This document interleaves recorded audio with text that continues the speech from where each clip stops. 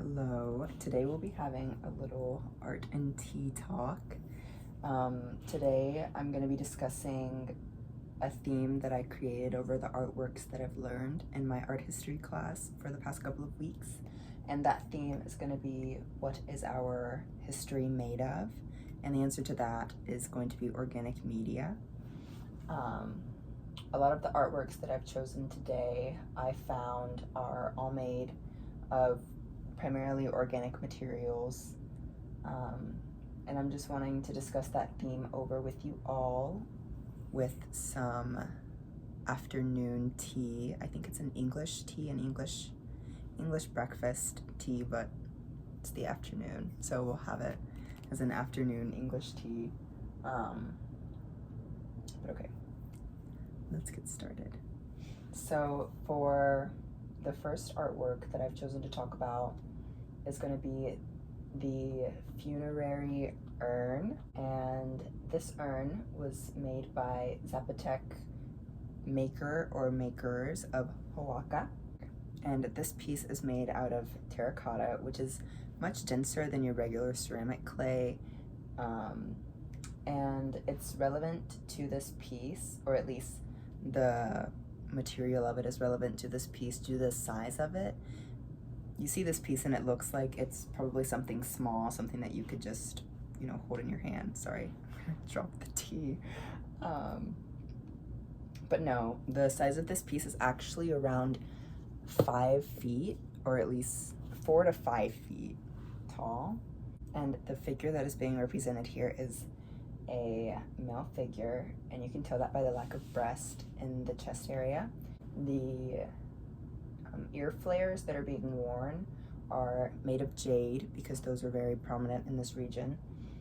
And on the headrest that this figure is wearing, he's wearing Cosio, who is the storm god of the region. And this urn was primarily used after funeral services or after a wake. They would collect the flowers that they would use, because they would use flowers to represent the people, since the body starts decaying and breaking down a couple of days after you've passed. So they would use flowers to represent that person and continue to celebrate life with the flowers that are representing that person. And then they would collect those flowers and they would place them in this urn, and then they would put that urn near the burial site of their loved one or their priest or whoever it is that they're representing, or whoever it is that has passed away, and this will be their urn. So that's our first piece, the funerary urn. Our second piece is going to be the Tiraz, and these are actually, they're made of a linen tabby silk tapestry, and our linen these days is usually made out of cotton, but linen, back when the Fatimid Makers of Egypt made linen, it was made out of silk, and so these Tiraz are made out of silk. Okay, so for these Tiraz, they would use them, and they would usually wrap the head of the individual that is passed with the Tiraz, and on the written part you can see a little bit of calligraphy along the middle, and in that writes victory from God, and it's just repeating that phrase over and over again, as if the person who has passed that is wearing the Tiraz on their head is saying victory from God. And it's just as if this person is saying victory from God, thank you God, lead me into the afterlife, lead me into heaven. These Tiraz are only so archivable due to the region that they were created in. Since they were created in Egypt, it's a lot drier and it's a desertous region. So therefore, not a lot of water is getting to these, so that's why they've lasted so long. If they were in a much rainier region, they would have deteriorated completely due to the wetness of the soil or the sand. But that is all for the Tiraz. Now on to the next art piece. We have Krishna and Radha in a pavilion. And for this piece, we are seeing Krishna, who is presented with a mandorla around his head, and Radha, his wife, or I believe his wife, and they're depicted under a pavilion. And you'll see that Krishna is fondling Radha's breast. This was going to lead to sex. And then it's believed that in the Kishangarh school in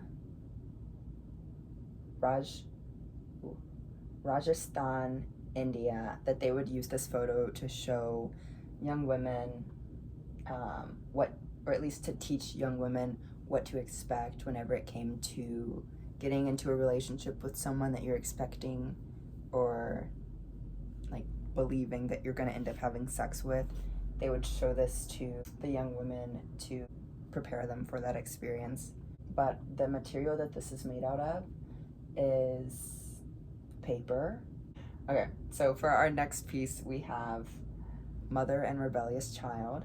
For this piece, this was created on the side of a rock in, well, not just a rock, but in a very mountainous region of Africa. It's just pigment on rock in the Tassili Niger in Africa. And in the photo, we just see a mother and child, and the mother is kind of just walking away, and the child is kind of tugging back in a, I don't want to go, I want to stay outside, I want to keep playing, or just in a very rebellious manner. And the pigmentation is believed to be charcoal, and there are a lot of other cave, well, not cave, but just rock, figurative figures on rocks made with charcoal pigmentation around the Tassili Niger, and they just show a lot of other things in the region. Like there's one with like a dog and cattle and people with arrows, and then it's just kind of showing the domestic nature of the individuals that live there.